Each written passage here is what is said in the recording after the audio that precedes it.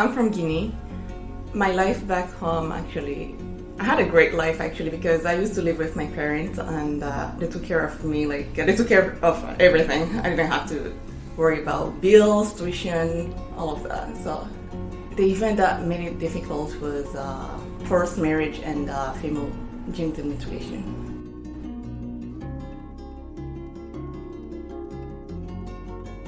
Actually, I wasn't thinking of coming to the US, but I was thinking of going outside to finish my school. That was my goal actually, because I know back home people, mainly men, they don't like to go to school. They always end up in business, and they do very well. So once they start getting money, they are no longer interested in school. And usually, those people, they don't like to marry girls who go to school or who have further education because there is no way to control them. So that was my goal. I knew if I go further with my education, nobody will want to marry me because they'll be like, oh no, I don't want to deal with her. Because in the past it was completely forced, like they will marry you to your cousin, they won't even tell you until the day of the marriage. They will go, what's going on here? Oh, it's your marriage. That's how you discover it. I heard some people commit suicide, some people end up changing their community, some people run away and all of that, so they end up changing it. So now they'll say like, oh, you have a choice, but still it's not really a choice because you're not supposed to say no. So yeah, so when someone asks you, you say yes.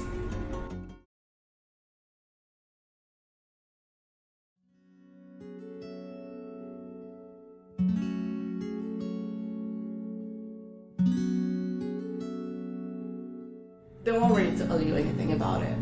It doesn't have an age, they can do it to you just when you're born or all the way up to maybe 15. Because when they did that to me as a kid, I thought like it's a normal thing, like everybody does that. Like I told you, we went to a hospital, that's where they did it, and when we went there, like there were so many kids. It was like a long line. Many were crying because at that time I couldn't even understand what was going on. It's only when I end up in a bed, and I saw the Caesar, that's when I realized, oh, this is, yeah.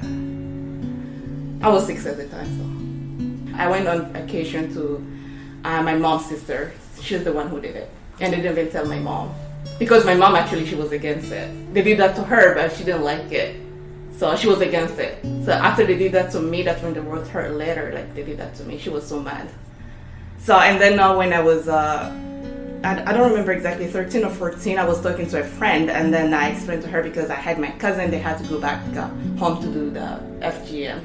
And then she went to talk to her mom about that, and then her mom came back to talk to my mom. And then that's when my mom had come to, why are you telling people? You know, not everybody knows about it. Like, you shouldn't tell people. That's how I realized, like, not everybody does that. Because I thought it was a normal thing. They won't explain to you what's the reason they're doing it. Nothing.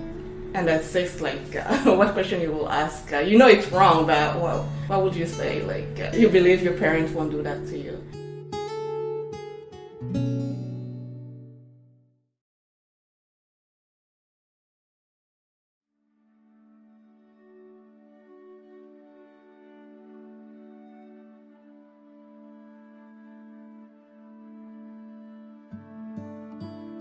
I was in my early 20s actually. The final push was actually the proposal, like the marriage. I was supposed to get married to one of my cousins, and I didn't want it.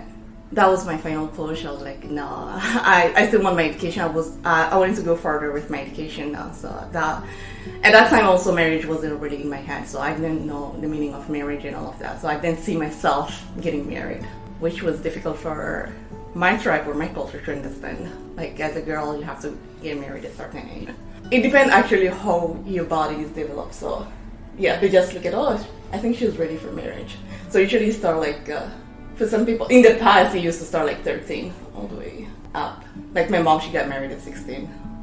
So once I arrived here, because the deal was with my dad was, because it was hard for him to accept, because as a girl I cannot live by myself. So I have to convince him, and then he was like, okay, I give you only 2 years. I know in 2 years you won't finish your study, but I give you 2 years to come back, get married, and then go back again. I was like, okay, I'll do that. So once I arrived here, I took advantage of the situation. I was like, okay, I'm not going back for a marriage. Yeah, it was very difficult at the beginning. Like, they end up cutting everything. Like I said, we used to pay my tuition and all. I moved here as an international student.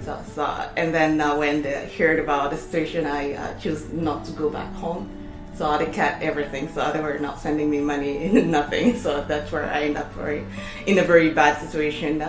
But now we do communicate because they understand that I will never change my mind. We do talk normal, but it's not what they were expecting from me, but it's my decision, it's my life, so.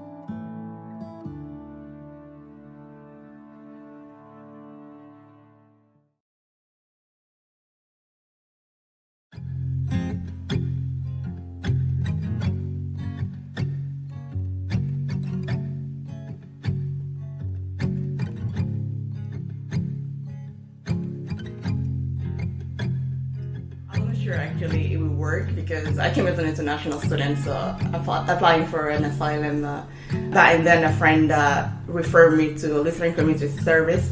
I just have to write my story, and then Lutheran Community Service helped, because the fee at the time I had difficulty actually paying, so to make it like a payment plan, so I can pay every month. When we applied, I did the interview, and then they replied to me after a year. I think my asylum was granted. I was actually happy, so excited. I couldn't believe it.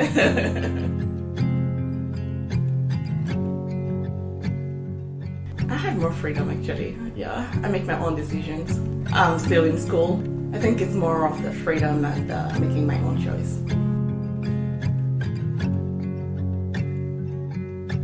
I'll say to not worry because you end up not getting married at 13. You're in your 30s, still not married yet. So yeah, your determination and resilience paid off.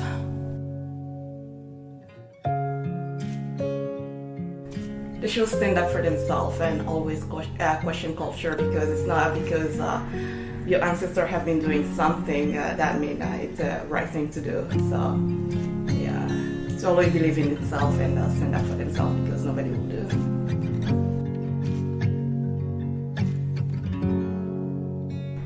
I see my future as actually as an engineer, and right now, because I understand marriage and all of that. Yeah, I'll love to get married, but it will be someone I choose and have kids with. I want to be in the engineering field. I'm not sure yet. I didn't decide where to focus more, in the design or just manufacturing. I'm still exploring. I'm a senior right now, so almost. I want to continue with my master and probably my PhD too.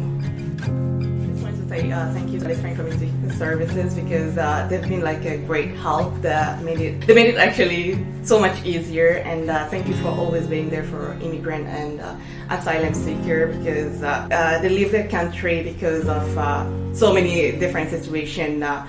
Coming here, it's a little bit hard to find your way, but if you have a community that's willing to help you go through the situation, I think it's very helpful. So I'm really grateful for that, because it really helped me a lot.